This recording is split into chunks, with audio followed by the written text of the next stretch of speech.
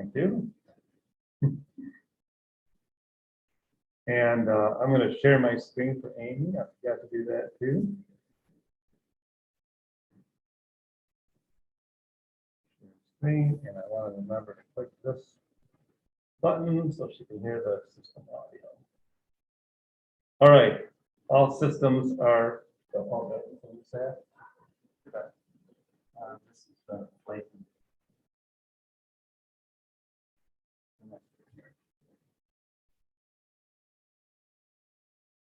All right.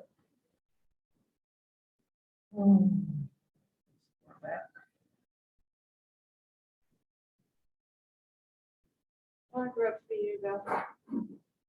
What's that? I grew up to be you. Yeah. All right, find those. Here we go. So yeah, as I was saying, I am I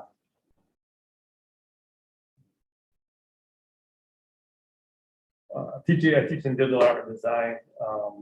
That big project is a project we run. We've done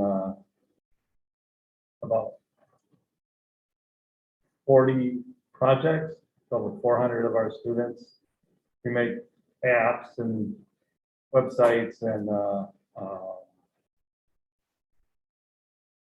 all kinds of videos and animations for nonprofits. We have about well over 200,000 people engaged with our media, and we've also do field testing. We've field tested quite a bit of the things that I'm going to show you today in K-12 schools that make educational media field testing. We field tested about 20 projects with around 400 K-12 students and teachers, field experts. The author of the ICU Blueprint, which I'm going to show you later. ICU stands for Inclusive, Socio-Emotional, Entertaining, and Universal Design. I've designed toys, automotive interiors, animated and interactive media for over 30 years.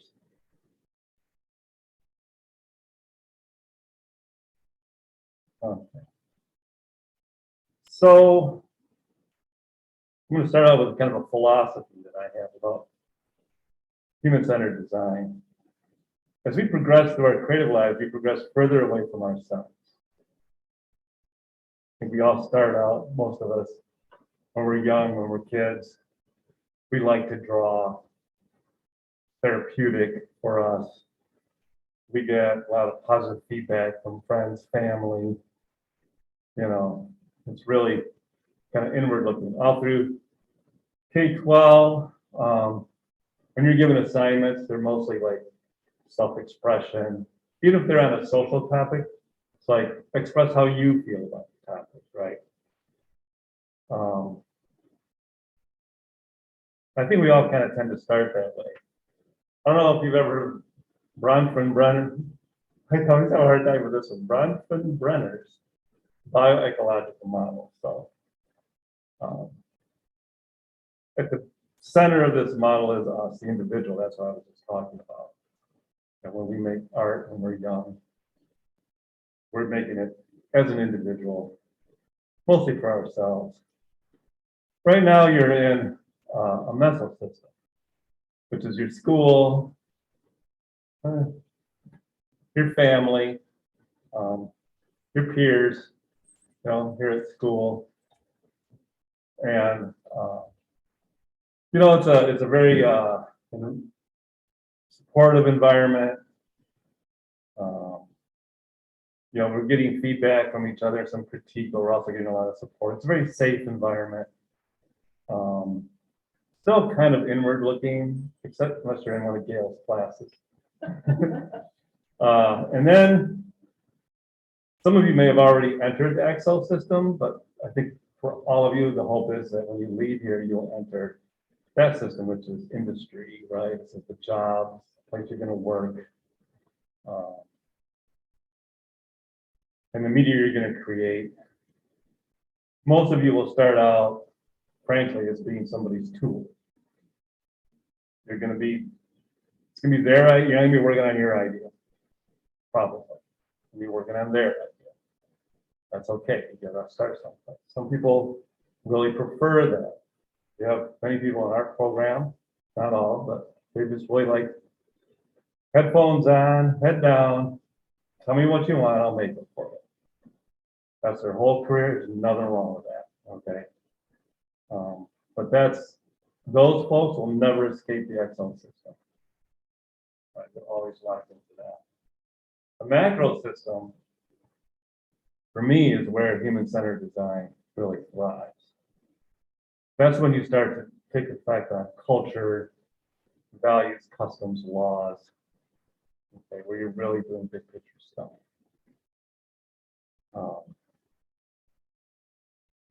So my first experience in the macro system came when I was 18 years old. I designed this toy truck, which I have on this pedestal over here. Okay, this is in 1976. My mom found this at a garage sale about 5-6 years ago. And it's in pretty pristine shape. But I was just so happy because I didn't keep any of those things I designed back then. I was a senior in high school. I started working at this place when I was a junior. It was like a co-op program. And that's actually the second toy I designed. The first toy was a beach kit, a little bucket and a shovel and a castle thing that would make castles, So these toys were cheap. You could buy them at Kmart. I don't know if anybody here remembers Kmart, but Kmart was Walmart before Walmart. Just everywhere, national, And they wouldn't even package them. They wouldn't put them in a box. They would just put them on the shelf and stick a price tag on it. Super cheap. I think you could buy that probably for about $1 in 1976, maybe even less. Might even been like 60 cents or something. So you may be wondering, well, why? And an interesting thing about this three-dimensional designer is, see how it has this little bow in it? This is really cheap plastic. This is polypropylene. It's supposed to look like that, but it warped. But I remember we looked at it, thought, that's a little bit cuter. And it'd be really expensive to fix it. And that was part of my experience designing the chassis down here so that it wouldn't warp, So it was fun. So how is this, really human-centered design? Well, there's the truck.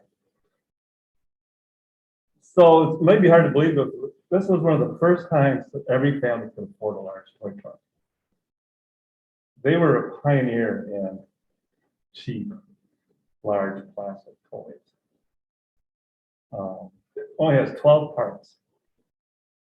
And also what this company did, when you were done with your toy, you could take it back to Kmart and they would repurpose and recycle it. One of the very first toys to ever do that. Because it only had 12 parts with no fasteners, right? Everything snaps together. Super easy to take apart. Some of the parts could just be reused, like the axles and the tires, the wheels, And it's polypropylene plastic, which is the easiest plastic on earth to recycle. So they would they would grind it up, mix it in. I think it was like 10 or 15% with the new polymers. So that little toy truck, a little cheap toy truck really had a lot going for it. I didn't realize any of those things until I had worked first designing the molds to make the trucks, and then maybe some of the parts. But it wasn't until I was going to get my own design that I went to a meeting and they talked about all these things. I didn't know, And at the time when I was 18 years old, I kind of didn't care.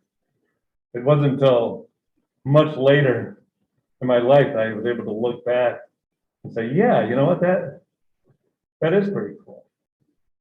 All I wanted to do when I was 18 was design real cars, real, and this is like, okay, this is okay for now. So eventually I did get to design real trucks and cars, car interiors. I worked for Lear Corporation. And this is the instrument control panel for the Cadillac Alante, which I believe came out in 1988, or right around that time. And that was my job at Lear. I would design everything that you see here except for the steering wheel. In fact, Lear Corporation, the company I worked for, was what's called a tier 1 supplier. I'm not sure, I've been out of the automotive business for a long time, but at that time, the tier 1 suppliers would do what's called black box design. They would show you what the outside of the car looked like, and then we would style and do all the engineering design for what's on the inside. So, have you ever seen a video where, how they make cars, and you'll see in the factory where they'll have that whole great big huge dashboard assembly come down on a robot assist, and they just plug it into the car. We made that thing. It's a very complex system. And my job was all the controls and the housings and stuff for the control. So this is the Cadillac Alante, 2-seat, Cadillac's first 2-seater. Supposed to go up against the Mercedes 2-seater. Very expensive car. And this is a very special, almost just like one step beyond the concept car for Cadillac. They didn't make a ton of them.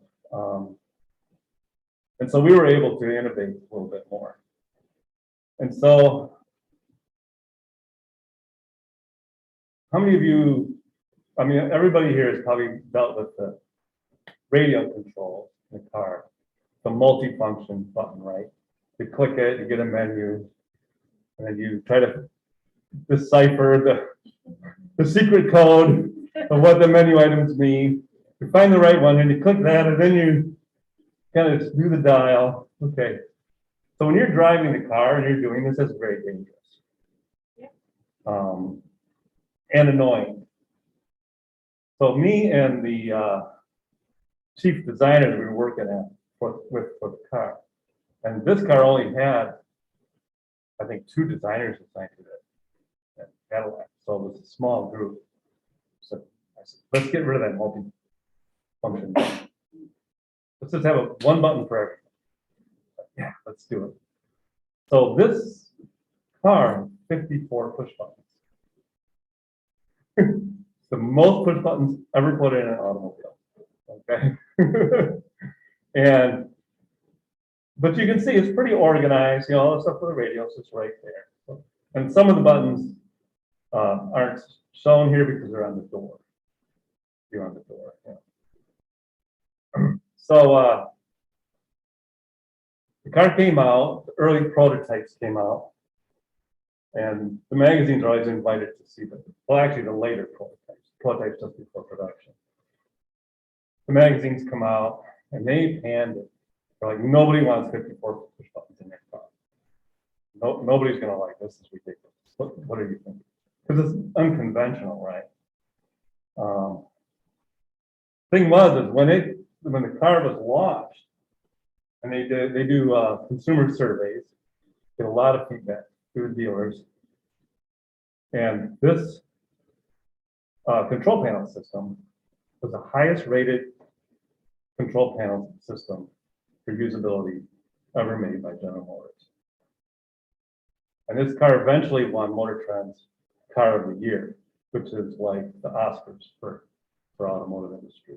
You go into Ford Dearborn's Design Center or GM Design Center at in Warren, they're going to have these awards on pedestals, and you'll have to walk past, like weave your way through them to get to the reception. That's how important they are.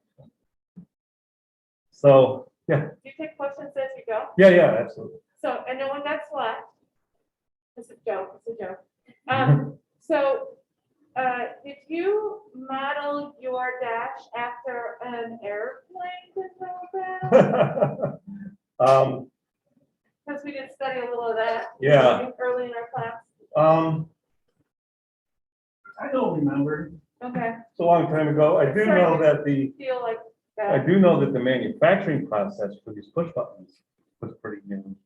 And that we hired a company called Northern Electronics in Wisconsin to help set up the manufacturing, and they did airplane controls. Okay. So there may have been, you know, it could have been, yeah, it was a long time ago. So, you know, 40,000 people die every year in car accidents. Hundreds of thousands, you know, injured and maimed. And I would get the data, I could see, you know, the cause. Data collected on that. Number one cause is I didn't see him coming, right? But number two cause, not far behind, was I was fiddling with something on my dashboard. Distraction. Yeah. So this is something that, you know, we really hoped would make, you know, cars safer. You do see some cars these days without the multi-touch buttons, you know, multifunction. But I do have to say, it didn't really catch on like we hoped, you know, but we tried. So what I would like to hear from you all is there something you're working on right now, either in class or on your own, that you feel like is reaching out into this macro system? In Gayle's class, I'm guessing you probably are, because one thing that's cool about Gayle's program is we're going right to the macro system. We're not waiting till we get out. You know, we're going there now. But I think that's awesome. And we try to do that with our ethics project too, you know. So what are you working on? Who's in Gayle's class here? We all are. Oh. Even me. What are you working on right now? We are looking at how to design Grand Rapids so that it is a standard for inclusive design. Like The whole city. So the city so is the getting ready. physical part of the city. City is Systems, physical, infrastructure, all of it. city's embarking on its next master plan. Master plan lasts for 20 years. Yeah. So how might we as a college participate in that process? A, two, as a college, what do we need, want, desire, and as a college, how might we support the work of the city? Mhm. Both and. What are some of the ideas you've been tossing around? So far, we're collecting ideas. What do you think? I think I have only thought about this for about 10 seconds now, and I don't even know where to start. Right. I imagine you're going through some problem understanding and trying to figure out like what you might want to improve. What are some of those things? We compiled a list of main aspects of the city. And so then we asked our student body, they spun a wheel, and whichever one they landed on, and it included transportation, housing, food, arts and play, and others of those. And other. Transportation, housing, and food, those are big ones. Parks and play. Low income people can't live here anymore, including students. The food deserts. And transportation. You know, because you can't afford to live here as a student, you have to live here in the suburb, and you drive in, you gotta pay for parking, or get a free lot and shuttle in, it takes like an hour. You can live 3 miles away, it takes almost an hour to get here, right? That's a problem, yeah. I like that. So you haven't got the solutions yet. Not yet. That's a nice week. Right. Yeah, Tomorrow. yeah. Yeah, those are big problems. Problems that I've seen just in my years teaching here. I've seen that whole thing happen. Just, you know, witnessed it. Our students all used to live nearby and just walk, like almost all. Okay, so my most recent foray into the macro system has to do with universal design for digital media. So let me tell a little story here of my journey. So in 2016, my Michigan Art College, Kendall, this is actually a presentation starting here that I made at International Universal Design for Learning Research Network this last Thursday. Oh, wow. Yeah, it was a virtual one, so Fun. it's pretty cool. Fun. Had about 180 people attend my talk, which was cool. Beautiful. So it's actually recorded, but anyway, I'm off on a tangent. So in 2016, we got sued for having a non-accessible website. And I wondered at the time, accessible what? Like I didn't know what that meant. Then I found out there were 400 other Michigan colleges and K-12 schools sued that year. Wow. Yes. So I called all my friends running web design businesses, and they said, accessible what? Like, even though the law was passed in, I think, 1991, just the awareness, I mean, in some cases, I blame the US government. You pass a law, you gotta let people know about it, And the reason for all the lawsuits is people with disabilities, it was the only course of action that they had. Because there was no enforcement of the law. There was no agency to enforce this law. Only through civil suits could it be enacted. So anyway, I realized I'm not alone in my ignorance. I started integrating accessibility into my websites and videos. It seemed to me that something was off. Took a second look at the laws and my suspicions were confirmed. Accessible media can be separate and unequal. The laws don't control for quality, nor do they require a fully inclusive experience. I thought that won't fly for a good design citizen like me. There has to be a better way. And I thought, well, what about universal design? I looked into that and found that it's lived mainly in physical environments like, curb cuts. There really isn't a universal design for media that I could find. So I started making blueprints for applying universal design to digital media, and I soon realized I needed a place to capture these ideas and share them. And the ICU Blueprint website was born. The name is an acronym for Inclusive, Socio-Emotional, Entertaining, and Universal Design. And I'll show you that later. But I didn't know if any of the ideas were going to work. Like, I just had ideas, right? Maybe this will work. Maybe this will work. Maybe this will be better. So I needed to make some things and test them. And so we already had the EPIC project running. So I talked to my fellow faculty and I said, let's start integrating some of this stuff and see if it works. They're like, yeah, let's do it. That sounds great. And the students really kind of got into it once they understood, what we were trying to do. I love my acronyms. EPIC stands for Engaging Production Inspiring Classrooms. Okay. It's an ongoing project, collaboration with faculty, K-12 educators, and field experts. We've had over 200,000 plus student engagements, and that's a very conservative estimate. It's probably double that. We've completed 20 field studies with 400 plus K-12 student test subjects. How many years? I think we've been doing it for about 7 years, 6 or 7 years.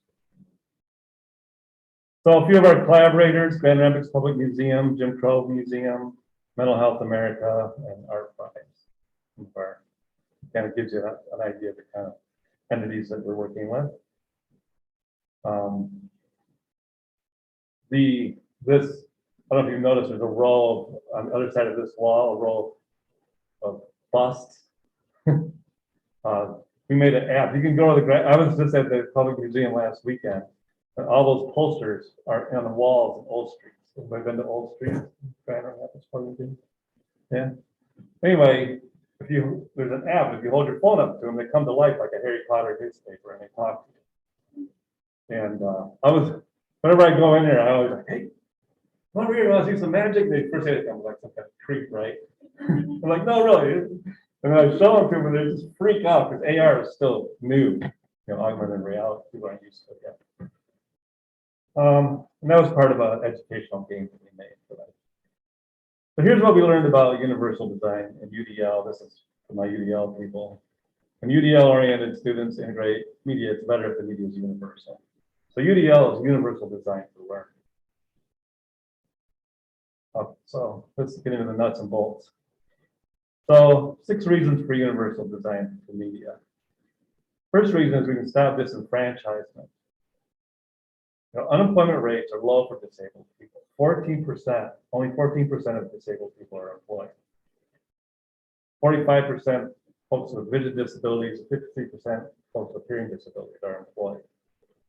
So pretty low employment. Bullying rates, if you're disabled, you are 5 times more likely to be bullied. Disabilities, like physical and visible disabilities, or are they also like, I don't say like mental disabilities, but like people with mental illness? Cognitive, yeah. Yeah, no, it's all of that. Yeah. Like personality disorders or ADHD or autism. Yeah. Is that included in these? It is, and I'm going to get to the list in just a second. That's a very good question. So when we work with disabled people, they don't think that their disability is their biggest problem, not their biggest challenge. Every single case, they will tell you their biggest challenge is social stigma, without exception. So if you're in a classroom and you want to be mainstream, right? If you are given separate media from everybody else to consume because of your disability, you're being stigmatized. You're being separated. And that media you're being given is usually not as good. So we can have one version for all, right? That's universal design. You know, Jordan doesn't have to go over there and get a different piece of media. Or we don't have to have everybody listening to audio descriptions because Jordan needs audio descriptions. You know, that sort of thing. So here's the list, okay? 47% of the population has some form of disability. Hearing impairments, 15%, blind and low business, 2.4%, color blindness, 4.5%, light sensitivity, 12%, paralysis, 1.7%, speech disability, 4%, cognitive disability, 7.5%.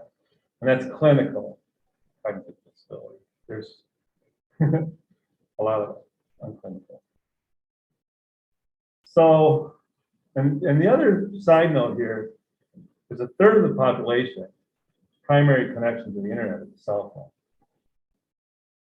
phone. When I think of universal design, I think if it doesn't run on a cell phone, okay, it's no good. And English isn't everyone's primary language. So what's beautiful about your recording this is when you transition this to a YouTube video, you can subtitle it. And my In different non-English primary speakers in the room Yeah. can see your subtitles and catch all your other nuances that they might not have caught today in the first round of the conversation. Yeah. That's So- what I loved about being on Zoom all the time, Yeah. because that was a brilliant part, which we could probably close caption you now on Zoom.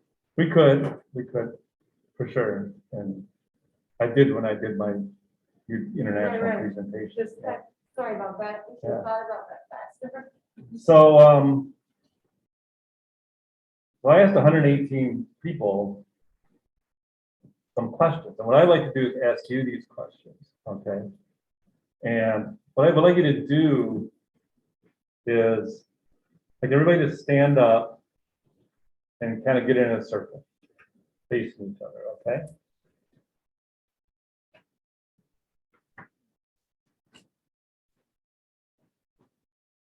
Okay. What I'm going to do, what I want you to do, close your eyes. I'm going to ask some questions. And every time you can answer yes to the question, I just want you to lift the finger, okay? One finger, one additional finger for every yes. Okay, so do you or anyone you know have any of the following conditions? So this is you or anyone you know. Vision impairment, including blindness. Color blindness. You or anybody you know have color blindness. Migraines.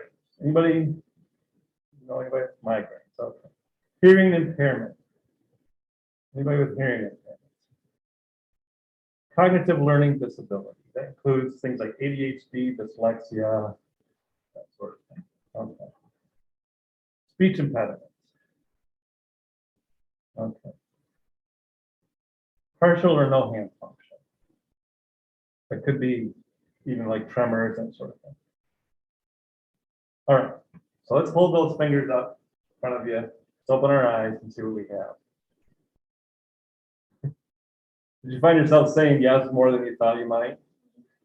Okay, well, let's do another one. Put those fingers down. Now we're going to do what we call temporary disabilities, okay, situational disabilities. So close your eyes again. If you or anyone you know, well, this is probably with you, have difficulty concentrating due to tiredness or medication. Right? Inconsistent access to high-speed internet. Primarily accessing the internet with a cell phone. You're doing that. Difficulty seeing text or graphics because of screen glare, like outside, a brightly lit room. Watching video with the sound off in public. So you're reading the captions. Difficulty seeing due to eye surgery or injury. Ear ringing due to infection or loud noise. All right, let's open our eyes. That's a lot of fingers again. No one said pregnant. I'm sorry, you didn't bring that up. Pregnant? So pregnant is a temporary disability.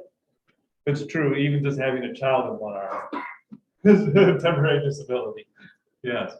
All right, let's have a seat. So you can see, so my point is that, people with disabilities aren't the other.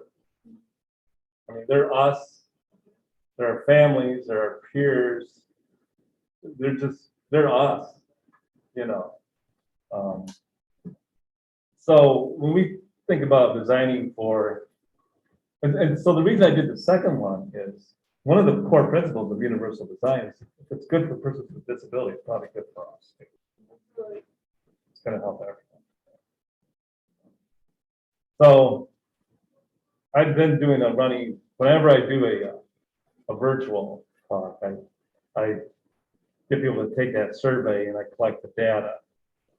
And the data is interesting.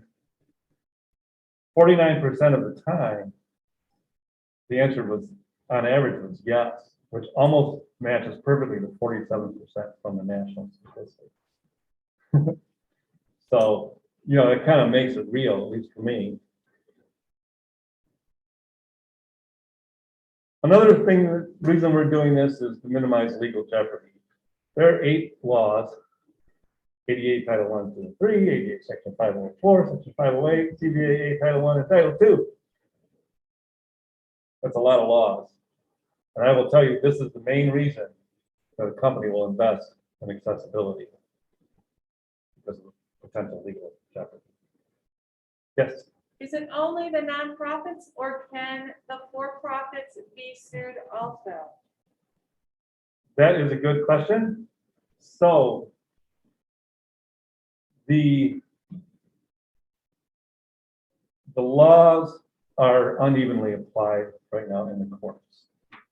All of the application of the laws through civil suits. More and more, the law is written that any place of public accommodation, that's 3 keywords, place of public accommodation needs to be ADA compliant. What the argument is what constitutes a place of public accommodation. Most of the courts are saying, yes, the web, for instance, is a place of public accommodation. But there are still a few courts that are like, no, it doesn't explicitly say that in the law. The law was written before the internet, in 1991. And, so unless they update the law to say the web, then we're not going to apply it that way. But more and more it's being applied for web. And I would say probably 98% of the time by now. But because we're a publicly funded nonprofit, we got to. Yeah, but it's not just that. Like if you have like Domino's Pizza is sued because a blind person couldn't order pizza on their website. And they won that suit. It's a place of public accommodation. Why does that matter, you might say? Why does it matter if a blind person can order a pizza? You have to take that all the way back to social stigma. If you're a blind person, honestly, you've learned to live with your blindness. Your blindness is not that big of a problem for you. Your problem is that you just can't participate in society like everybody else. That's what we want. That's what you really want. I want to be able to order a pizza just like my friend can order a pizza. I don't want to have somebody order a pizza for me. Lower production costs. Right now, the way accessible media is made, okay, is we just make it the way we are. We make it for fully able people, and then we try to fix it. So then we have two versions, essentially. Clearly, that's going to cost more money, right? Make two versions. So, we have captioned versions, audio described versions, large text versions, high contrast versions, games that have gameplay difficulty versions.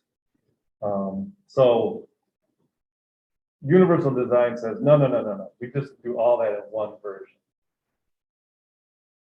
So let's look at a couple of examples, okay? So we can kind of get down to the nitty-gritty of what I'm talking about. So we're going to look at captions first. And so there's some problems with captions. Number one, they attempt to fix media that was not designed for the hearing impaired in the first place. A lot of rapid task switching required to read captions and look at the action. They often leave little time for reading because they're not timed, for reading, because they're just timed to whatever the person's saying, however fast they're saying it. And they stigmatize disabled people in group viewing. So if you're in a classroom and you can show video, Jordan needs the captions. Teacher says, I'm going to turn the captions on for Jordan, and everybody looks at Jordan. It's not great. So this is a video. This is from the Epic Project. This is a video, promotional video we made for the Diatribe. This is actually on the homepage of their website. And there's no sound. So I'm giving you an experience like what that person would have. And what I'd like you to try to read the captions and engage with the actor's emotions. These are three spoken word poets reciting their lines for this promotional video. And they're actors, they're acting, they're emoting, right? And so that's the important thing. They're on a stage in front of a mic, they're performing.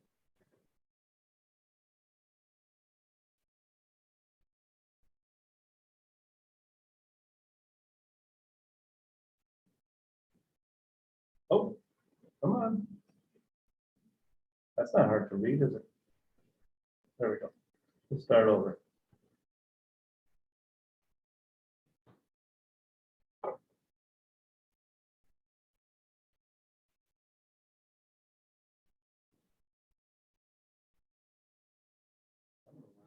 Okay.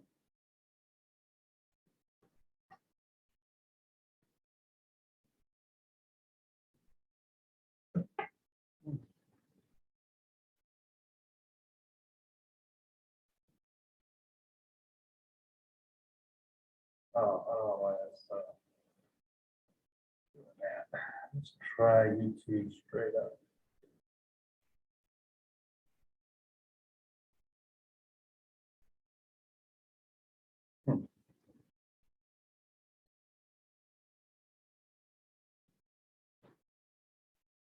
Okay. Well, I think we saw enough. I don't know why the internet's slow. Usually don't have a problem.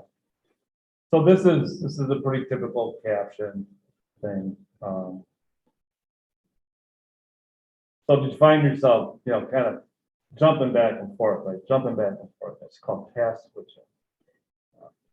And this is pretty leisurely, yeah. I also noticed that there's spelling. That would be me, I'm sure. Sorry. It's just that like, the way the word play was spelled. And it has a different meaning.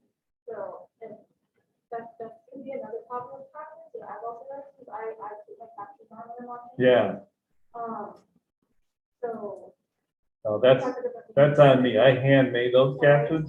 So, but you're right about, YouTube captions do pretty good, but they're not 100%. Yeah, Have to tweak them. It's Yeah. the same thing I've noticed. Yeah. It's like, depending on who is the person who's doing the caption, they don't always catch things. That's right. I mean, it's, at the end of the day, you have humans Yeah, it's hard now. doing the last mile, so. The legal requirement or the legal guideline is 99%. Wow. I don't know if I hit 99, I don't think I have enough. I might have, I don't know if I have 100 words. But it's tricky, for sure. So anyway, we, a little bit of pressure to read them, to keep up, maybe. But mainly, you probably missed some of the actors' emotions, right? And this should have been easy, because it's just people standing there talking. Like, I didn't pick a difficult case. Right? I think that would have been a fair way to make the point. I think the easiest case I could find, which is just people standing in front of a microphone talking. We can't find time to watch them do their acting and read the captions. Imagine if there was some real action going on in this video. So I came up with this concept of integrated captions. So instead of adding them on, we're going to design them in, and we're going to design in enough time to read them. And we're going to make them feel completely natural, like not like an add-on at all. We're going to design it in the same style as the rest of the media. So this is also from the Epic project. This is from a series of animations we made for Mental Health America. This one's about anxiety. So it's for teens to help them understand anxiety and understand that it's not unusual. And the goal of the animation is to prompt them to go to Mental Health America's website and take an online screening to see if they may be needing to get some help, for having anxiety. It's one of the most their most successful program now for Mental Health America, is screening. It has increased the number of people that go and seek help for their mental health challenges like tenfold. So this also doesn't have sound. I took the sound out. And I like to just try to read the captions and engage with the graphics simultaneously on this one. And let's hope that this one runs a little better.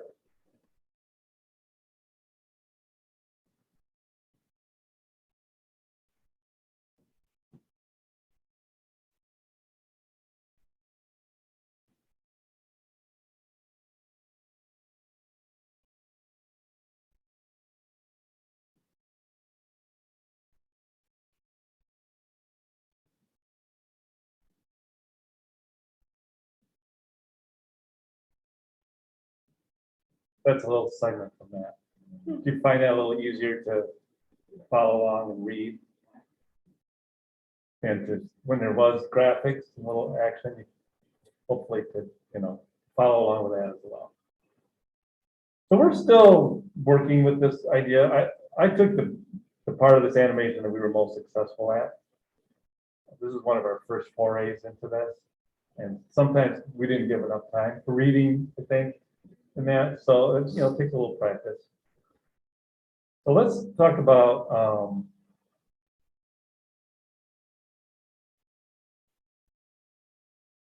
audio descriptions.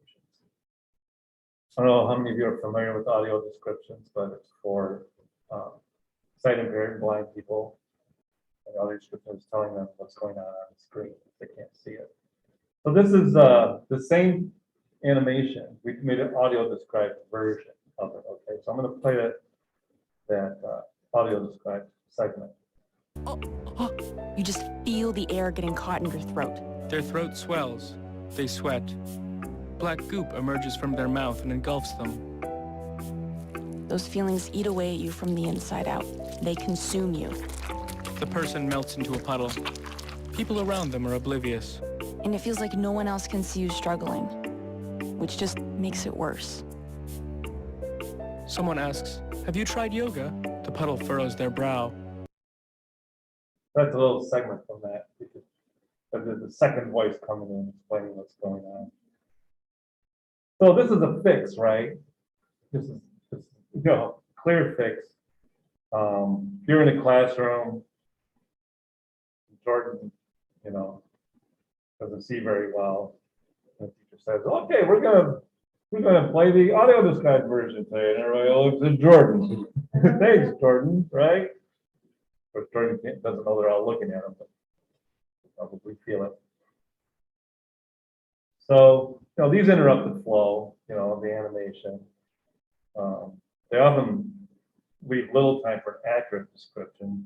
This is pretty good, actually. A lot of audio described things. So you have slip in a word or two, it's pretty lame. What we did too is we actually paused it and put the animated on a little bit of a loop. So you don't see that often. I mean, we really went, all out to try to make time for the audio described system to be better. You just feel. So then we just did this project for the Jim Crow Museum. And this time we tried to integrate an audio description. So first, make sure people know the Jim Crow Museum, because I don't assume that. The Jim Crow Museum is on Ferris State University's campus. It's an incredible place. Its official name is the Jim Crow Museum of Racist Memorabilia.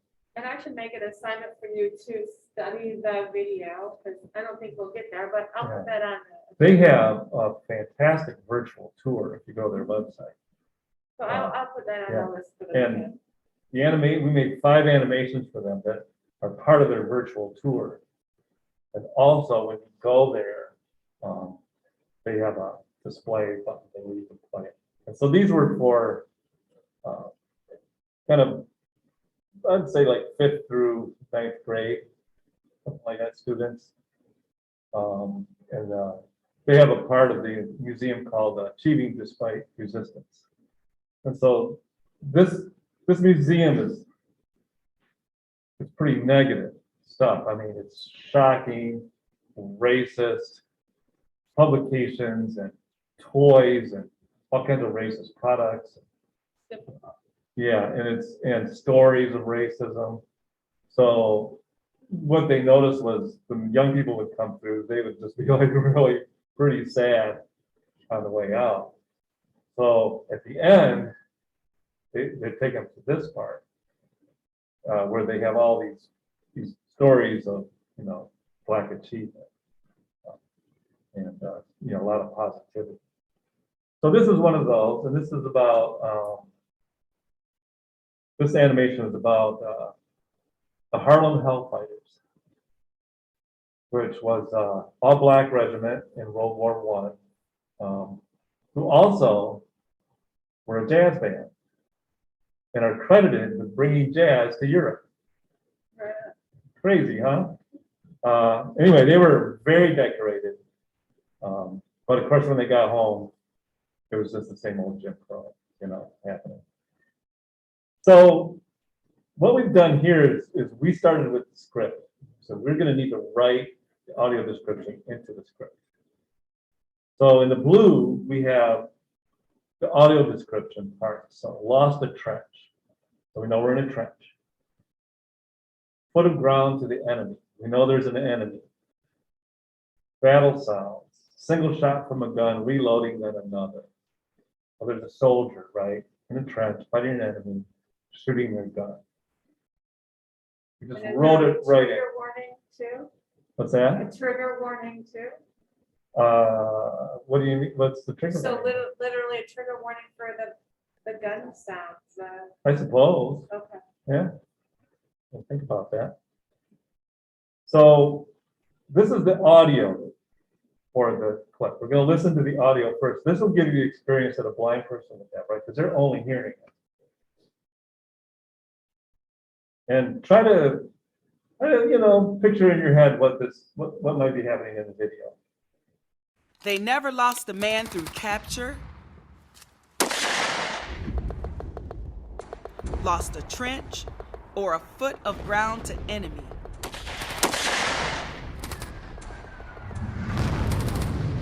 Wrote historian Arthur W. Little.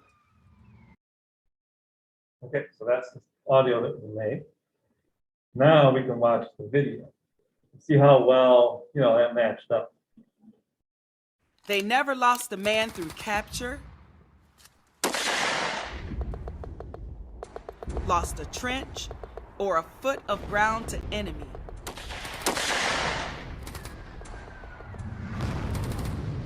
Wrote historian Arthur W. Little.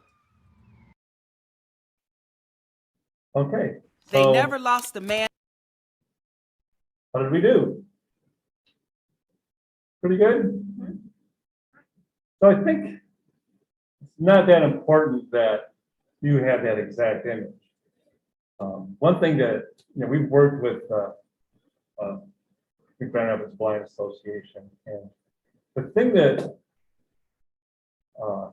there's also a YouTuber named Tony Ellison, if you ever get a chance.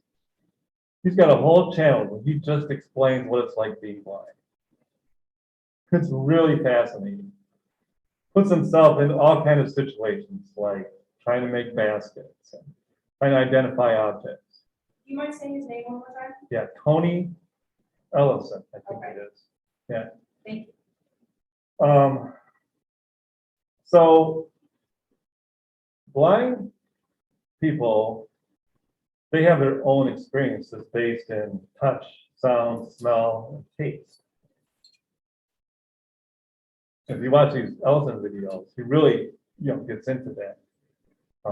And when I work with the Blind Association, we're testing websites, and people will web designers will describe their logo, and the blind person say, I don't care what your logo looks like. Don't waste my time describing your logo. Why would I care, really, what your logo looks like?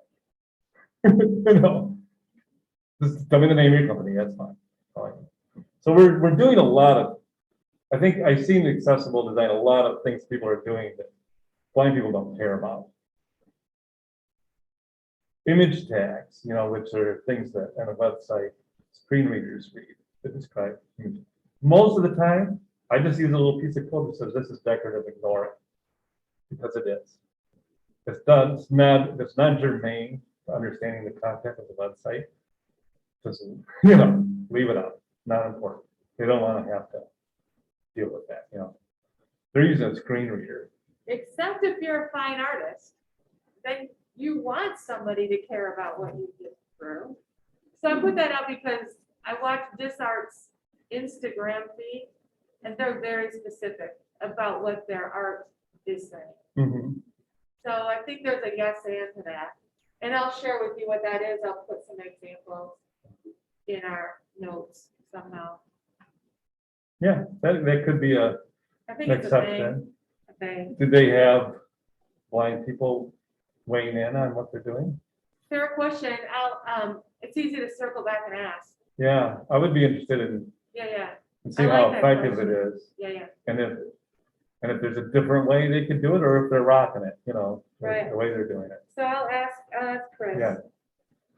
I mean, conceptually, it might be more interesting to a blind person than describing what sighted people are seeing. Because it's a verbose text. Yeah. Very specific. Yeah. So anyway, we have sound, touch, smell, and taste. This is how blind people experience the world, but we only have sound and video. So we have to really, try to do everything in the sound design. I actually worked on a project way back in the year 2000. A prototype. We designed we engineered and designed well, I had a multimedia business back then called Black Box, but they had a little device. It looked a lot like that right there. It's about that size, prototype, and it would emit smells. And so every smell could be made with the formula of 4 parts. There's sweet, salty, bitter. Help me out here. Edamame. That's like the 5th one. We didn't have that one. Sweet, salty, bitter, sour. I think that might be it. Yeah. And you could mix the 4 smells and create new smells, and then it would emit it from the device. So we were going to bring like smell to the internet, right? Clearly, it didn't go anywhere because we don't have anything like this. We made a prototype, and then we never heard from them again. I think it just didn't go, but it was pretty interesting. One thing we found out is it's very difficult to make a pleasing smell. Like 99% of the time, it was awful. It's really surprising. Their business model was companies would develop smells and register them and pay an annual fee for the registration.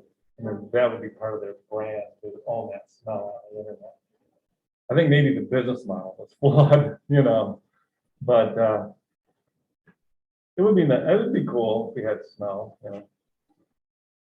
So one more thing, with games, there's a real problem with games. Education games are the ones they're trying to make accessible mostly. So this is the control panel for a popular educational game. I don't say the name of the game or the company because I'm not one to disparage anybody who's trying to make life more accessible, But this is a very popular game for kids. If you are disabled, before you can start playing the game, you are faced with these 13 control choices. There are 13 fixes to this game. This game was not made to be accessible, and they try to fix it. So this is what you're faced with, with accessible design. You have things like turning captions on and off. Some captions should just be on. It should just be integrated. Text size. Why would I have the option to make the text bigger? It should just be big. This should be as big as space permits. Background art, on and off. The background art in this game is very distracting. It should just not be distracting for anybody. You shouldn't have to turn it off in order to play the game. Audio descriptions. Audio descriptions should be integrated. Shouldn't have to turn them on and on we go. So while, if we're trying to mainstream a person with a disability in class, their classmates are all playing the game. By the time I get through the control panels, my classmates are like halfway through the game, they might even be done. So that's very stigmatizing. So I'm working on a game prototype right now, and I'm not going to run you all through that, but just an introduction to it. So I'm developing a game to teach a simple concept that every student in school learns, which is the color wheel, whether you're an artist or not. You all learn the color wheel. And my goal, I didn't want this game to be easy. I want to teach the color wheel to people that are colorblind and blind. Because if they're going to attend school with everybody else, we don't want to dismiss them from this lesson, right? We want them to be able to have it. So you can see it's got integrated captions, integrated sound design. See that, but you could hear it if I showed you the demo. But what I've done is I've got smell and taste associations for every color. Pink is grape, red is apple, yellow is lemon, and I have a color wheel pie. Or making a pie by mixing flavors, And so what I'm doing is I'm creating a color world that a blind person understands. a blind person knows what color an apple is and a lemon, just from experience, being around in the world. And so they can have a way to associate and mix and play along with the game with the senses that they have with them. And so this is what I'm working on right now. I think that what I'd like to do, take a break, and then talk about something that I think maybe everybody in here could use in their work, which is universal color. And what I've done with universal design for color. Cool. So, about 10 minutes? Sure, thank you Okay. very much. 10 o'clock. So 10:10. Bravo, thank you. So if you're not familiar with this floor, the restrooms are behind you. Yeah, down the hall. Down the hall. There's also different out that way. Very interesting. I'm happy I found it. I thought I was going crazy. I walked I'm up. sorry that I didn't- Hey, Amy, are you, how are you It's doing? okay. I walked up to the other floor and like, no one was at the front desk. I'm looking around. I never go over this side. Me? Yeah, Yeah, just checking to see. I'm good. that's the one that you. Good, great. You got any questions or I didn't know that. feedback? No, it's just interesting, like all my classes are dealing with, user-centered design, designing for disabilities. And this year I've just been experiencing a health disability myself. So I've just been reflecting on that. Great. Well, if that's something you want to share with the class, I can provide that opportunity. It's entirely up to you though. Oh yeah, I think they know that I've been out with these health issues. So, and sorry, I've got a little bit of a cold today. So my voice is a little bit like Marge Simpson. Yeah. Yeah, no, I'm all good. I'm still here, and thanks so much. It's really interesting. All right, we're gonna start back up at 10 after. Okay, cool.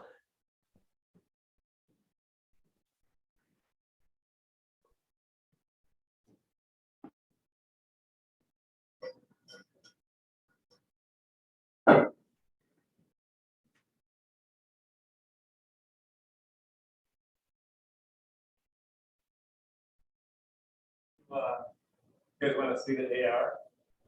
Yeah. I've seen it. Yeah, you seen it?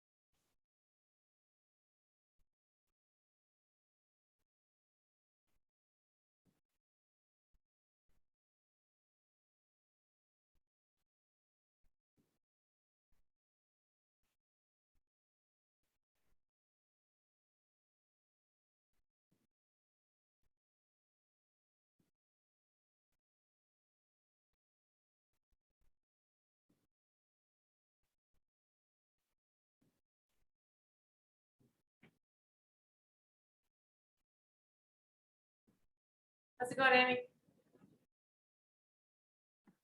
I'm good. Just journaling or whatever about my experiences. Every time I listen to Bill, he's got more to his story and I get excited and I want to do stuff and he gets me jazzed up. Yeah, he's a cool dude. Super cool. You're gonna have fun with your last couple of classes. Yeah. Use them all up. Who will you have for a teacher? I think Mike is one of them. And I think Susan's the Oh, good. other. So Mike Dollar, you'll do something with music, and Susan's, you know they're married. Mike and Bill Fischer are married. So it's like you get Bill, instead of Susan. Yeah, no, I've had Mike before and he was a super cool teacher.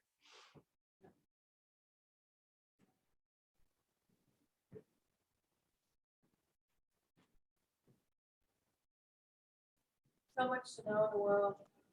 Why there's so many people to get it done. I like finding the cool people. And I think that's one of the gifts of being at a school like this. Now you know what exists, so you can reach out and ask for it. You do not have to do it all. Yeah, this semester has definitely been about self-advocacy. Well, it's not yes and, but it's also knowing the talents are wide and broad and we're not supposed to know how to do everything. We're supposed to know how to make teams to do great things. Yeah.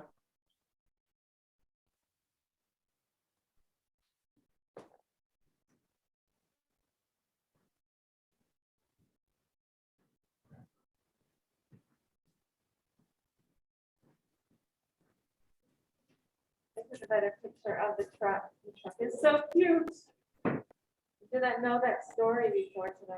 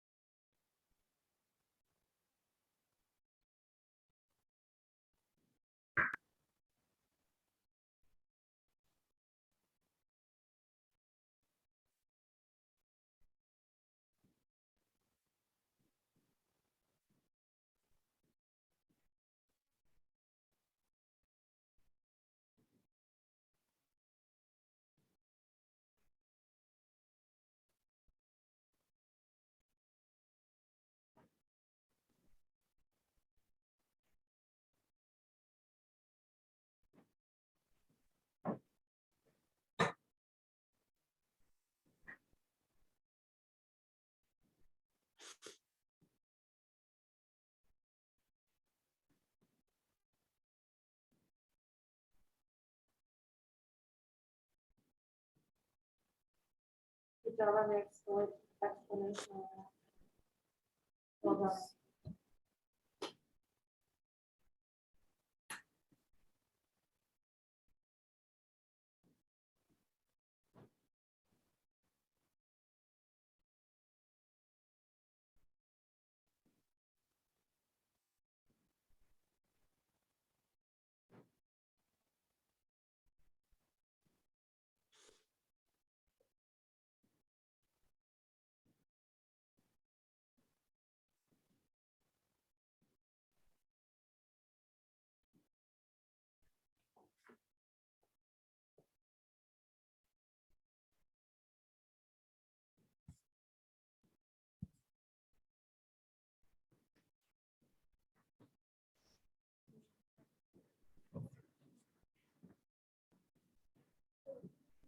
What's it called? Oh, really? I don't think I've ever done that. Yeah, I used to beg my parents to take me there like all the time because it was like so cool to me. You would walk through and it takes you through different like buildings basically and how the city felt. Check that out. All right. Yeah, I used to. Greenfield Village, that was my jam, I love that. Yeah. that's cool. Greenfield Village. Yeah, I've been to Greenfield Village a couple of times, but That's a so Ford. The Ford Museum. Yeah, yeah. It's not like cool industry stuff. yeah, and I just remember like seeing like the inside of the building. I know it was that everything was You would love Old Street Square. Yeah, for sure. Yeah. You would. It's very similar. Well, let's go. Yeah, I'll probably have a, but like, I guess it's grand and stuff, but, yeah, I just thought it was. The public museum is along with Fair Sellers. Correct. That's where my brother lives. Oh, yay. I've never. All right, well, let's get started again. Going to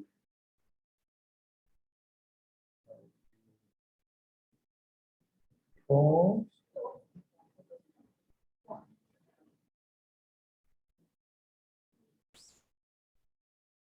So this is the ICU website. My favorite part, everybody. And we're going to go to the universal design section and color. So you may be surprised to find out that there are actually legal requirements for color in the ADA. They are confined to web media and industrial signage at this point. So for web media, text color should have a minimum ratio of 7:1 contrast. Color combinations should have a maximum contrast ratio of 16:1 because there are people that, especially people with migraines, have a condition often called photophobia, which is not fear of photos, but super high contrast graphics will vibrate for that. If it's over 16:1. Color combinations for graphical elements, like important graphical elements, should be 3:1 minimum. And Office of Disability Employment requires safety signage to be readable if you're colorblind. But I think we should also do it because we're good art design citizens. 4.5% of the population is colorblind. That's not a small number. That's 1 in 21 people. We have colorblind students in our program all the time. We always have 1 or 2 colorblind students in our program. 8% of men, 1 out of 12 men are colorblind. 0.5% of women. Deuteranomaly and deuteranopia, those are the most common by far. That's red-green colorblind.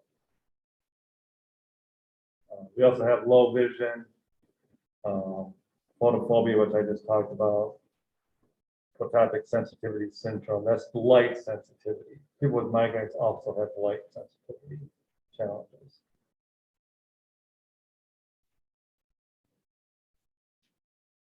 So attainability is something that we don't think a lot about with universal design, but how we actually attain media, for instance, on cell phone, right?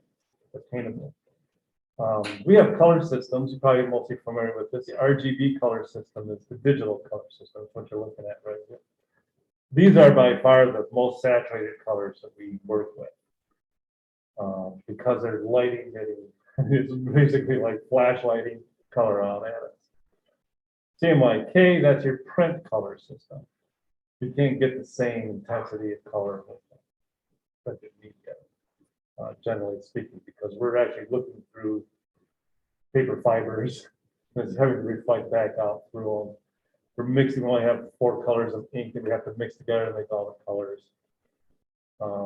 RYB, that's what you learned in grade school with your paints, red, yellow, and blue. They're a little less vibrant because they start out darker. The reason that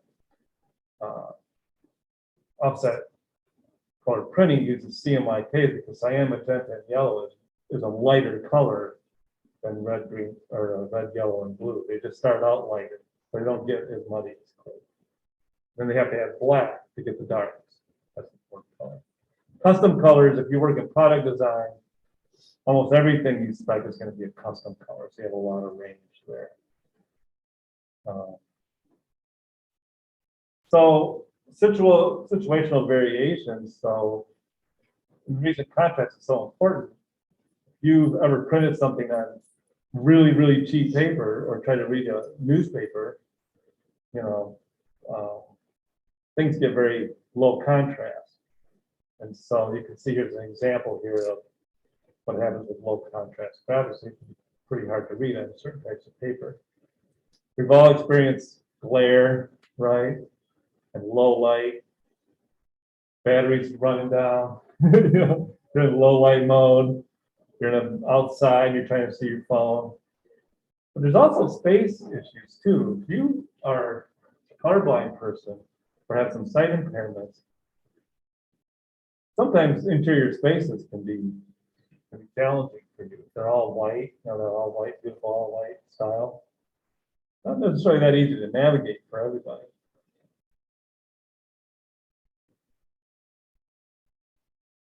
So one of the hallmarks of accessible design is what they call responsiveness. So instead of me with my disability having to respond to the environment should respond to me. Okay. So I've developed some themes. I developed my own color wheel where the reds and the greens are quite dim, okay, because we don't want to be using reds and greens as accent colors, because not everybody can see them. So I had a lot of confinements that I had to work with to create these color themes. Maximum contrast 7:1 or minimum. For text, maximum 16:1 for contrast, minimum 3:1 for contrast for graphic elements. Plus, I was working within the CMYK color printing capabilities, so these colors could be printed. And so this is one of the color themes, and this is what it looks like for red, green colorblind, yellow, blue colorblind, and grayscale. Some people with light sensitivity will use grayscale filters. So this is some warm themes that I came up with. First, I just made these boxes. Then I thought, well, I don't know if they'll work. So I tried to make these little tiny, you know, color combinations. And this is the part of the color wheel that they're using. And I can show you what these look like for a colorblind person by using something called Color Oracle, which is an app that's free that you can get for your Mac. And Feel free to download it now. Yeah. That's what I just did. I took a picture. Okay. So this is what these look like to a colorblind, like a colorblind person. So my goal is to try to create the best quality experience that I can for those folks. This is kind of a warm mix theme, and we can look at that one. So that can kind of give you an idea. And so you can work with color and you can test it. There's also something here that I have called the skill tide simulator. So I can theme here. Go down to the blue mix. And this is a green color blindness. This is the yellow color blindness. And this is grayscale. So as you can imagine, it was very difficult to make these themes with all those restrictions. This is about a third of the themes that I made. The other 2/3, I thought were just ugly. You know, like I just didn't like the way they looked. So I didn't include them. This is something we could do, you know, this is where color responds to color blindness. And other things like photophobia, light sensitivity. Other thing that, Is this okay, open source? Are you okay with students Oh, yeah. using your? everything on here is free. Free for you. So, So at least as a beginner, testing out some of these ideas is a place to start. yeah. So the other thing that accessible design doesn't really deal with very much is cognitive load. How much of our brain power is required to just get to the information, and how much is left to you know to understand the information, to consume the information. You know, all these barriers of cognitive load to getting to the information are not good. So this is the Epic site on the phone. You can see this is in full color. This is grayscale version, and this is the colorblind. This is what it looks like for a colorblind person. So just as a comparison. And you built this on what platform? This is WordPress. Oh, this right here. No, this whole thing is made on Google Sites. Yes, And it was free? yes. Google Sites is free. I do a lot of sites on Google Sites. Google Sites has a lot of accessibility built into it because it's Google, and it's primarily used in classrooms, and so they're very good about accessibility. All you really need to do in Google Sites is make sure that you're putting image tags on images. And also they have a button that says this image is decorative. Mostly going to click that, okay? Most of your images aren't really relevant to a blind person. Most of our images are decorative.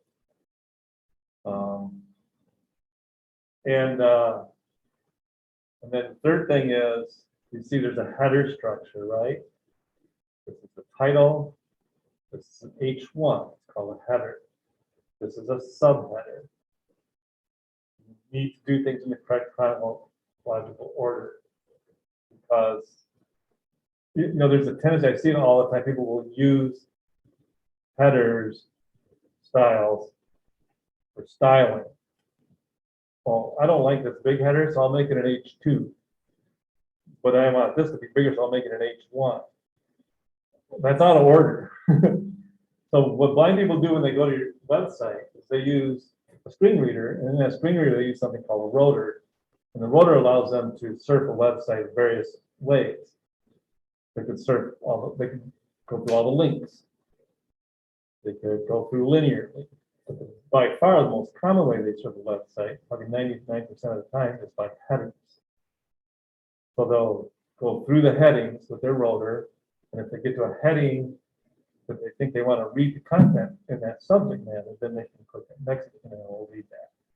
So headings are super important to have those correct.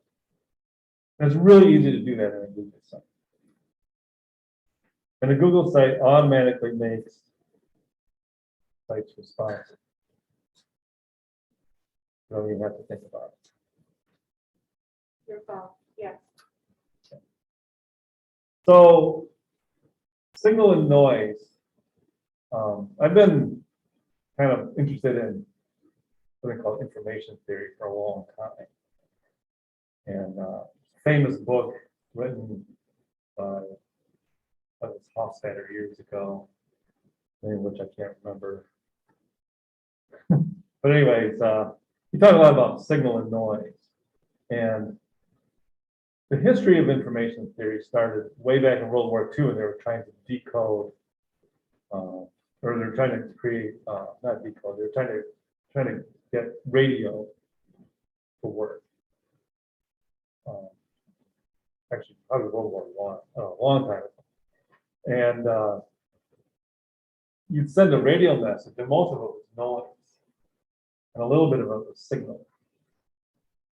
And so they had this problem of separating the signal from the noise and only sending the signal. They had a lot to do with frequencies, the science behind radio technology that I don't really understand. But then they went on in this book to say, information itself is really, signal and noise. What we want to do is we want to get rid of the noise, and have as much signal as possible. So for a colorblind person, red, red green colorblind, 4.5% of the population, red is not something we should probably use as a signal. Because as you can see, for a colorblind person, the signal is greatly diminished. So this is a little color study here. And really the only safe colors used for signal are red and blue, or yellow and blue. There is some exceptions, and I do want to update my color model. You can use red, like a bright red, on a black background, and it will still work, right? Or a deep, rich red on a white background still works. So there are a few, there are some exceptions to getting red work. I purposely put it on a neutral. That's a 50% gray. Just to kind of be fair about it. So this is a color palette that I came up with. On the right is a color palette that I made many years ago that we use in our Imaging 1 class. Students can print it on a printer and then calibrate their monitor to match the print color calibration. And I thought, well, I wonder what that looks like to a colorblind person. So I ran it through the Photoshop. So Photoshop has a colorblind filter too, built right into it. So I ran it through that, and it came out looking like this. So I could see where the saturation was diminished, right? But I thought, well, what are we just only supposed to use yellow and blue? That doesn't seem realistic. Maybe we can use all the colors, but we just don't saturate the reds and the greens as much. We can kind of match it to the saturation I'm seeing through the filter. So I went from this to this, develop a palette. Now, if I turn on my filter, right, they're all the same. I can tell you that was not easy to do. It took quite a while for me to make that work. So we use this color palette. Feels pretty good color palette, I like to call it. We can be relatively certain that we're not using colors that are saturated for signal that aren't going to be signal for people with color blindness. Okay. So I've been kind of showing you some of these tools, and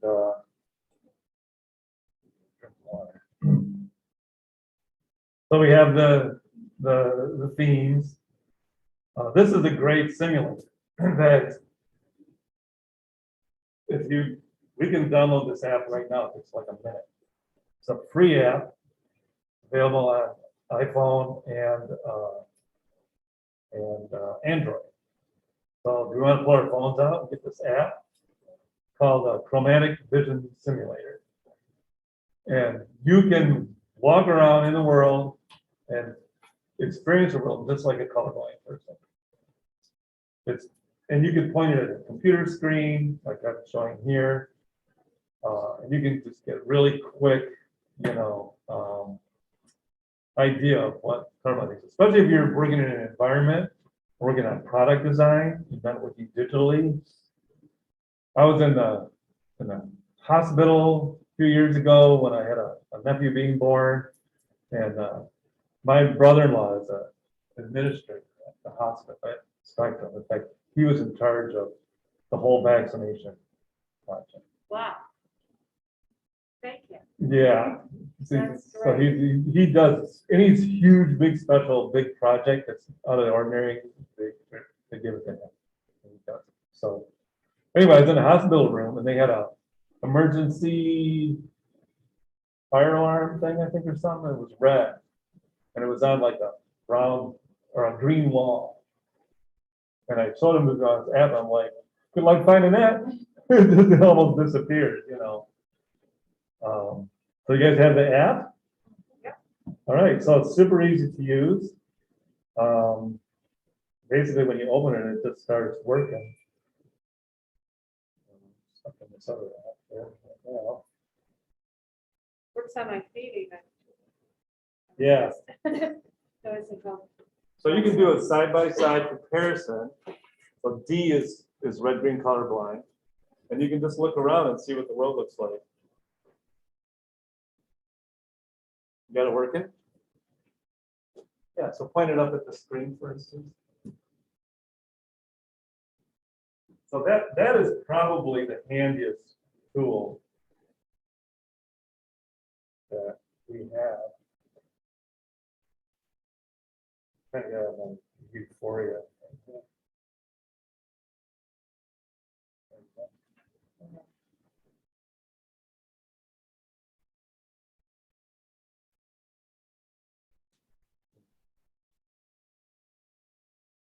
Remember Gabby and Darren using it to check the project for career and then, yeah.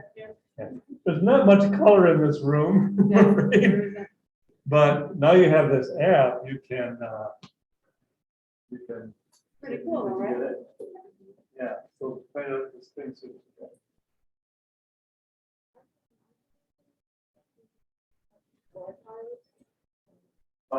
Yeah. You know, a lot of, well, these days, products like to hide the power button for some reason. But often when they do actually want to tell you what the power button is, they'll make it red. Aren't that great? They do like to hide it though. Right.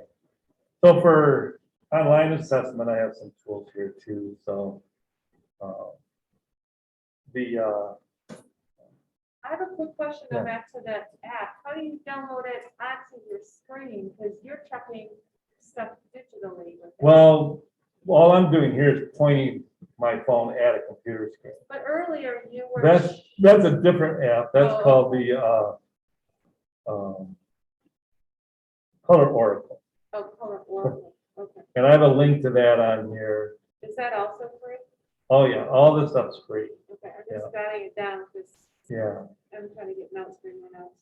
yeah. Color Oracle is great. And you can just go to this page and you'll see all. Oh, right, perfect. Yeah, yeah. They're all free. Everything I put on here is free. There's some other ones too in here, but those are the two best ones. Yeah. Okay. So let's look at some case studies, and I want to look at some case studies of things that you're interested in too. I'll do these first. So I thought, let's take some really, like, some of the most well-known pieces of art and graphics. Right. Totally not fair to Grant Wood. He had no way of knowing about colorblind people and what his stuff would look like. We won't tell But he's dead, so Yeah. he's not gonna see it. So this is young. We all know this American Gothic, right? And this is what it looks like to a colorblind person. And if I was to advise Grant on maybe how he could improve that, I would maybe make that background a little cooler, you know, and then we would have something like this, which in my view, maybe looks a little better. Mondrian, everybody's familiar with this, probably Mondrian's most famous painting, I think. The big red square. Not really working that well for colorblind people. You get this big, muddy, you know, thing. So maybe we make this square yellow, we adjust some of the other colors to, because you don't want all yellow. And then maybe that's a little better experience for a colorblind person. Banksy, very famous piece. That red heart really isn't, very powerful anymore for a colorblind person. But if we just shift it to the orange a little bit, I think most people would look at that heart. If you didn't have this one next to it, say, yeah, that's a red heart. But it's shifted, and so now, for a colorblind person, you can see it. This is a Google logo. This logo is actually illegal. Interestingly enough, this yellow doesn't meet the 3:1 minimum requirement for contrast. So I fixed that. It's also not printable. If you ever order a Google product, what you'll notice comes on a black box, so that the dull version that comes out in the printing still looks like it pops, but it won't match what's on the website. Did they do that intentionally? I just think I think it's just like me, years not that long ago, they're just ignorance. Like we don't know. They're not thinking about it. It's not on their radar. So let's call Annie up and tell her to fix it. Yeah. So we studied Annie, their inclusion manager, VP or whatnot. She's an interesting lady. I'll send you the link to her. Oh, sure. You'll like her. So this is a bar chart. I'm familiar with bar charts. So this bar chart right here to a colorblind person, you can't really differentiate between the green and the red, right? And certainly, if you have your grayscale filter on because you're having light sensitivity, you're not able to tell the difference. So the bottom line is we don't want to rely on color in any kind of diagrams or charts. We want to put, indicators in text. I see some people using patterns. This probably works better in a horizontal bar chart. There's more room for more text. And then now that you have your vision simulator, you see a stop sign with the shrubs behind it. That stop sign will disappear. The shrubs are green and stop signs red. So I think the U.S. Department of Transportation could use a little improvement. And these are my versions of stop sign, detour, and you can see that they're much brighter for a colorblind person. So, I wanted to see if I could take some of these theories and try them out on some things that we're all familiar with. So what I'd like to do now is let's maybe visit a website or two or three that you all, frequent. Anybody have one they want to throw out there?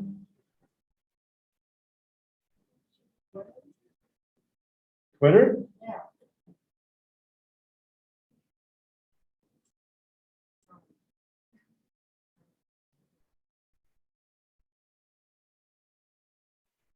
I don't know that Twitter's going to be pretty good. It's blue.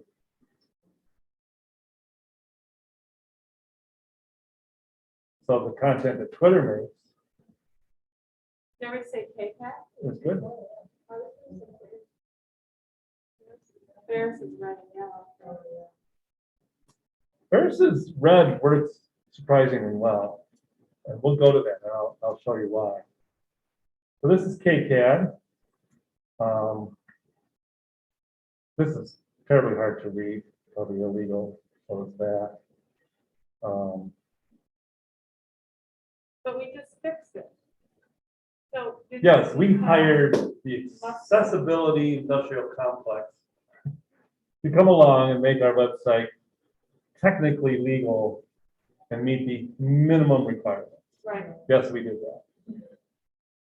So I'm holding up my thing. I'm seeing color is good. I'm gonna use skill type for this one. I think it won't keep going away. Okay. So here we go. I think, you've got a lot of low contrast stuff. That's You may notice that these didn't start out that dark, but they got darker because they weren't meeting the minimum contrast requirement, and now they're just ugly. yeah. Honestly, just don't ever put text over a picture, ever. Just don't do it, Thank and you. you'll be fine. Just don't ever do it. I like that. It's a losing strategy. All right, I'm gonna be very brave because I don't think this is gonna work either. WiggyPrize.org. I'm switching. Okay, we'll do that. We'll go to Ferris first, though, Okay, because somebody brought up an interesting point. There's a lot of red. yeah.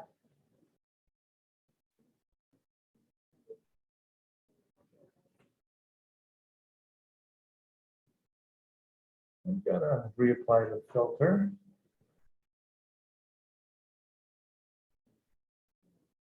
This simulator will simulate cataracts, partial blindness, tunnel, dyslexia, all kinds of stuff. So here's red greatly reduced. It's really not that bad. Because what they've done, now you have to remember, colorblind person's never seen red.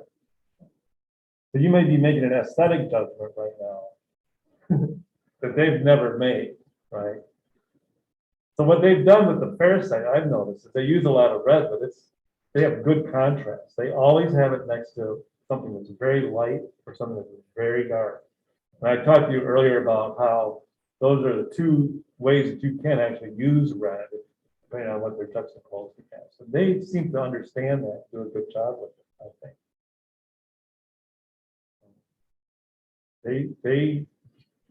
And here, you see where they put the outline around that? That's for contrast. So they really are paying attention. This is probably red, but it's a really dark red. So they're pretty good at red. Like I would say that's a pretty good example of red. Let's take oh, sorry. Take the filter off for a second. Oh. And yeah, see that was red. So they did a pretty good job. I mean, this is almost like a model site for how to actually use red effectively. Becky? Yeah, WiggyPrize.org. You gotta play to win, people. $65,000 in total cash and prize. We're announcing our top 5 finalists tomorrow. We've got a lot of green, but I'm thinking that that's it's, why I'm worried. I think it's gonna work fine because you've got it on a light background. The green's gonna turn yellow. Okay, I'm holding on. It's gonna be ugly mustardy yellow. Join our mailing list, those people, sign up. What's that? Also never have one haunted pop-ups. Yeah.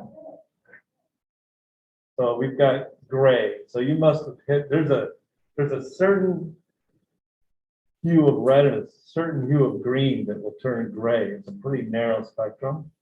It's like you nailed it with the green. You got it right in that green. Yeah. But if you use yellow green, people will still read that as green, especially if there's not a, blue, another kind of green next to it. And then it will actually be, There's a some lot of color to it. greens in that W, bubbling around in that. Yeah. That's low contrast. Yeah, that's not too good. There's a lot of words on top of stuff. Yeah. Chart's working pretty good. That's not our chart though, that's. Yeah. that's A little ours. hard to read the text, but not terrible. It's a little low contrast. Let's take the off. Okay. That was better than I thought. Mhm. Word. Because you've got good contrast in here for the most part. So contrast is, but the thing I would say about this website for a colorblind person is it's not pretty. And I think that matters. That's the difference between accessible design and universal design. It may be accessible, but because it's not attractive, to a colorblind person. It's not really, in my mind, universal. And you didn't hit all of the tabs yet, so if you kept assessing it, you could mark Mhm. the review. Okay. Right. So what else can we look at? Thanks for that. Community city Grand Rapids website. Right. Oh, that's Grand Rapids City. GrandRapidsMichigan.gov. Okay. Okay, so yeah, this looks pretty good. So this background image is a good example of an image that's decorative. It's noise. But we can have beautiful noise, right? I think so. It's not music. I don't know if this is beautiful. I think that's their intent. That this would be beautiful noise, right? But not, so if I was to put an image tag on there, I would just call it decorative. A blind person doesn't need to know that there's this dark image of Calder Plaza with the Calder sculpture. It's not relevant to what they're trying to accomplish on this website, in my view. As you can see, there's judgment calls involved in all of this. This site's gonna look good. I'm sure this is a very compliant website because it's a government website. They do pretty good about that. What's that, what is that you're using right now? This is called Skill Time, Still? and this is a Chrome extension. Okay, And this is also on my tool list. okay. I like to do this because Color Oracle keeps disappearing every time I scroll. Yeah. So if I'm on a website, I can use Skill Time. But Color Oracle will work in any software you happen to be in. It's because it just whatever's on the screen it changes it. So it's more universal. But yeah, this site, of course, looks fine. You know, very high contrast. They actually did a pretty good job with their images here too. So the key to designing for colorblind folks is to alternate cools and warms, right? Alternating those cools and warms, which they've done well here, they've done well here. And you have to know where the transition, where does a color turn from cool to warm, right? Where does green go from warm to cool? Where's that transition? Well, it goes gray for a moment, you know, on the way over to cool. So yeah, this is it's a good site, very high contrast and very well organized. These are going to be, you know, if you look at this, these are going to be this is going to be your title text, H1. These are going to be H2s. These are going to be H3s. So I can navigate with my rotor easily. If I hit this H3, host an event in the city, and I want to do that, then I can hit my right arrow key, and then it'll take me to that. So that one's well done. Okay, so let's see. I do have a tutorial here. Yeah. This is a detail from an image, an illustration I made years ago. This is actually my son Dylan. So just a little detail from a bigger image, and that image for a red green colorblind person looks like this. Okay. So I thought, well, how can we take an existing image and kind of, you know, fix it, adjust it? So this is the image that I adjusted, and I showed you how I changed the color. So the page color right here, this is my, you know, my palette. I went from here to here, not that far. For the shirt, I went from this green to this green. I was mentioning earlier, just to use a yellow green. I think most people, if they didn't have this image next to it, would read that as green, right?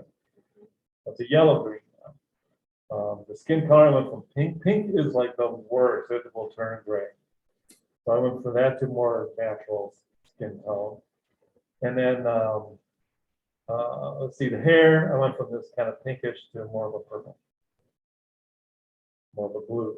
And I also added a line here I made the lines a little darker to meet that minimum 3:1 contrast. So everything meets the 3:1. So this meets the 3:1 contrast and is optimized for a colorblind person. So here's the original, and here's the color. Here's my new version for a colorblind person. See, it's more colorful. This is yellow blue colorblind. This is grayscale. So this is just kind of a model of how you can take an image, just tweak the colors a little bit, and get it to work for the colorblind person.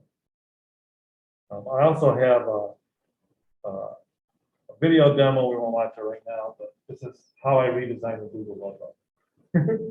How can we watch it? It's boring and it's like 10 minutes long. Okay, well, we'll watch it. And you have some lesson ideas that I put out there, but one thing that you might do is this one, which is basically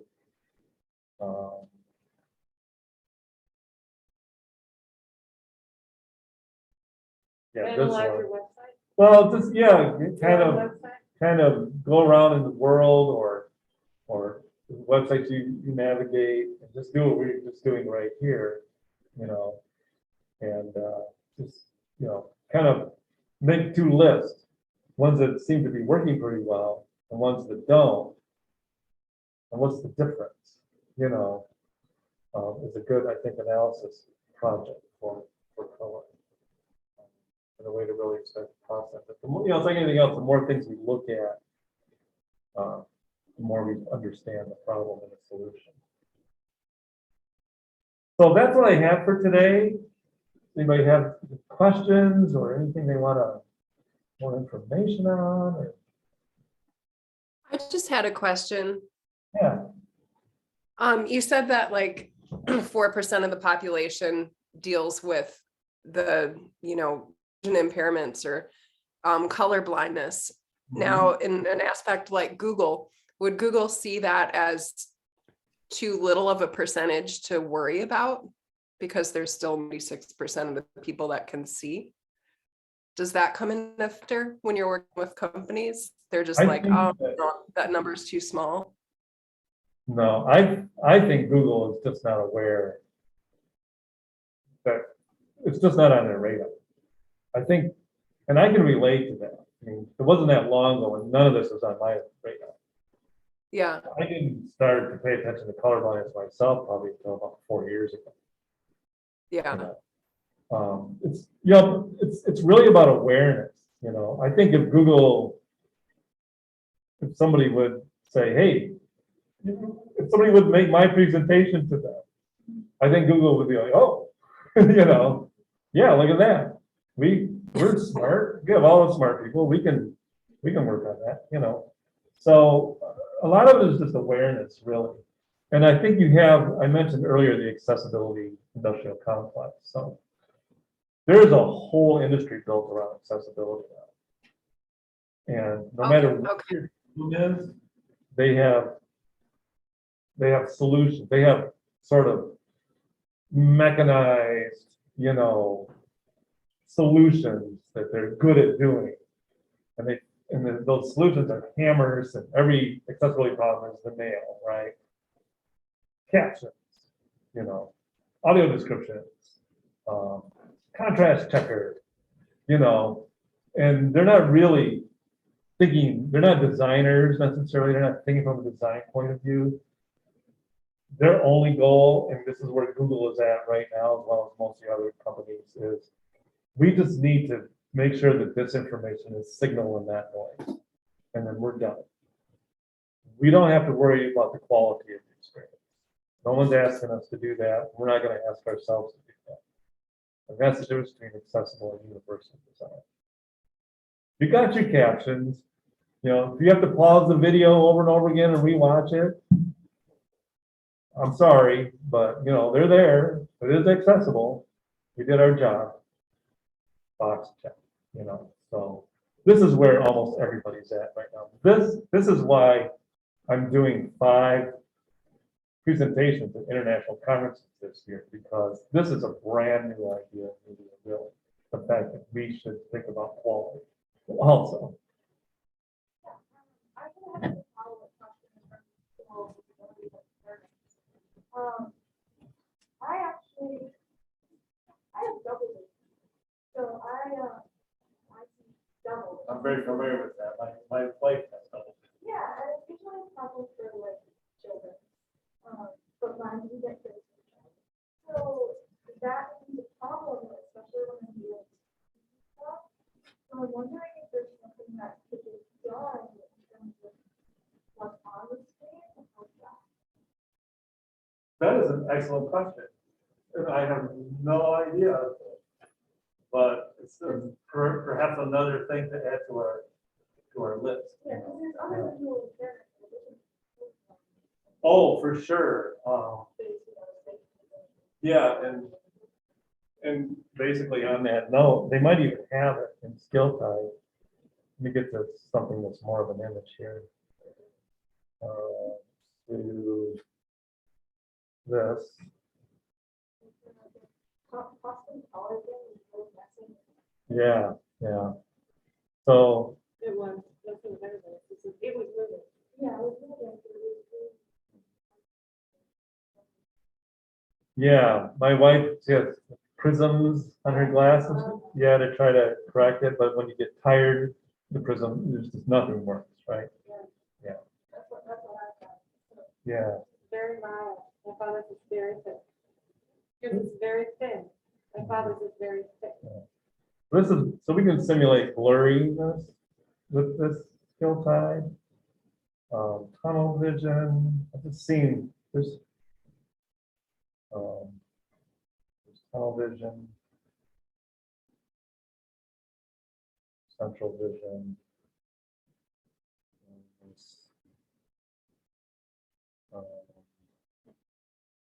Cataracts are pretty common. I think I've got some things turned on. I can turn that off. Oh.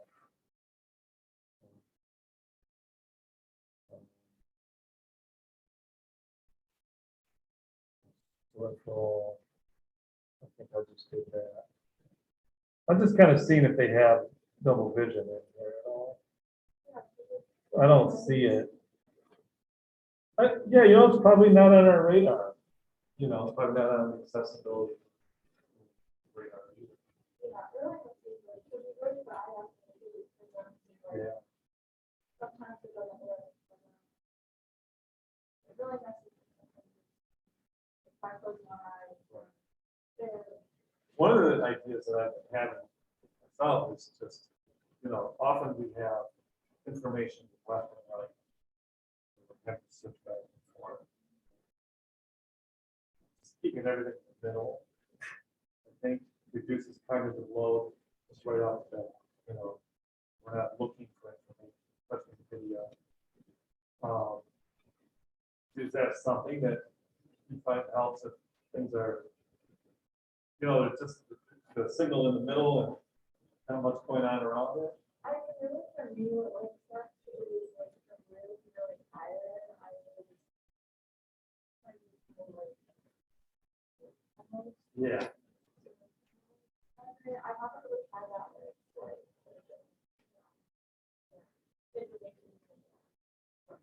It's better if it's that way, or? I haven't really tried it, but I can see it being better Yeah. that way a lot.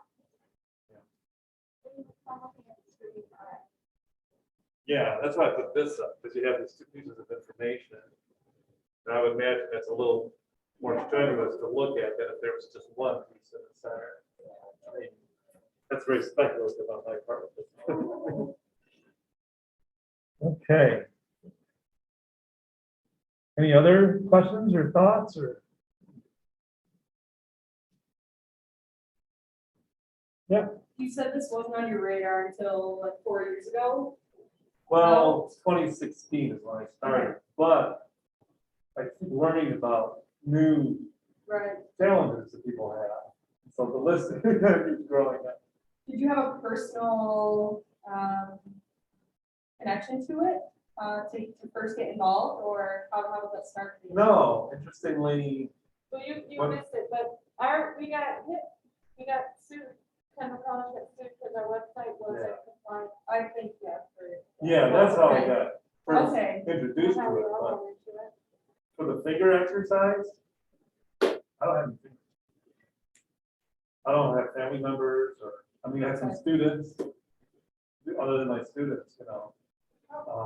To me, it was, you know, I'm a designer.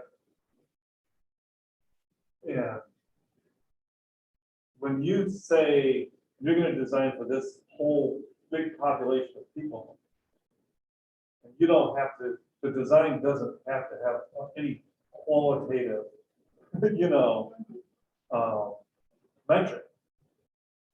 I mean, just alarm bells just went off. Okay, I'm just like, what? What? Yeah. Really? 47%? We're just gonna give like a big FU? I'm like, I don't know what designer signs up to that, Right. but apparently a lot do.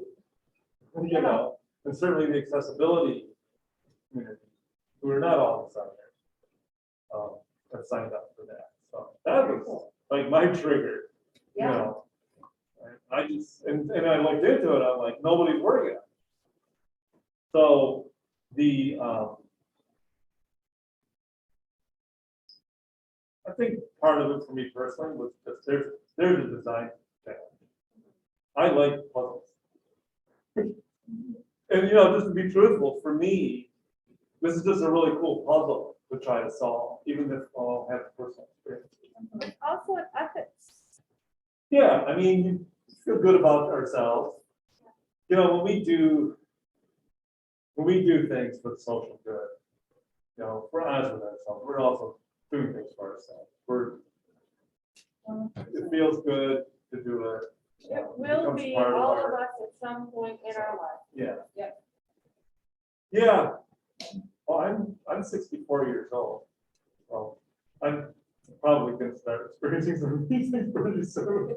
The doctor keeps telling me I will. Something's gonna happen. So we'll see. Well, thank you so much. Well, thank you I for coming. appreciate you very much. I appreciate you. And thank you for recording this. Oh, And, yeah. we'll have bits and pieces we'll put back into, for the students who can be here. This is great. Thank you. so much. Yeah, it might take a while to process That's this all right. long Look it recording. up and good morning, you too, and thank you so much. Quick comment, real Oh, quick. bring it. So in my intro drawing classes with Deanna, who told me about this student he had in the past, and she was able to see colors that most of us can't see.